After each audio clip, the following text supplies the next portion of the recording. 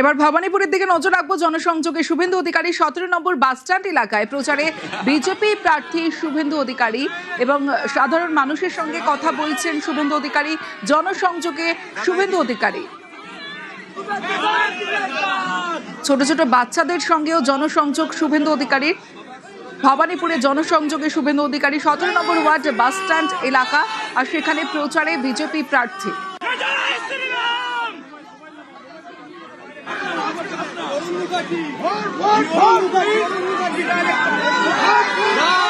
একদিকে ছোটদের সঙ্গে জনসংযোগ, অন্যদিকে বড়দের পায়ে হাত দিয়ে প্রণাম করে জনসংযোগ করছেন শুভেন্দু অধিকারী। আমরা সেই ছবি দেখাচ্ছি আপনাদের। ভবানীপুরে 17 নম্বর ওয়ার্ড বাসস্ট্যান্ড এলাকায় প্রচারে বিজেপি প্রার্থী শুভেন্দু অধিকারী।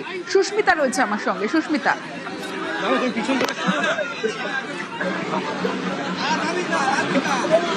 প্রীতি রয়েছে আমার সঙ্গে, প্রীতির সঙ্গে কথা বলবো। প্রীতি, আমরা যে ছবি দেখছি, একদিকে ছোটদের সঙ্গে জনসংযোগ, অন্যদিকে বড়দের পায়ে হাত দিয়ে প্রণাম করে জনসংযোগ সারছেন শুভেন্দু অধিকারী।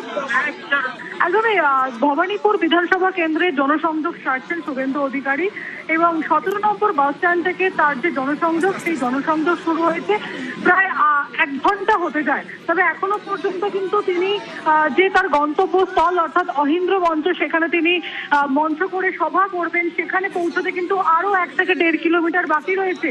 তার মধ্যেই রাস্তার দুপাশে সাধারণ মানুষ যারা দাঁড়িয়ে রয়েছেন, বড়দেরকে একেবারে পায়ে ছুঁয়ে এবং ছোটদের সঙ্গে কোলাকুলি এবং স্নেহ পরায়ণের সঙ্গে তার যে জনসংযোগ, সেই জনসংযোগ সারছে।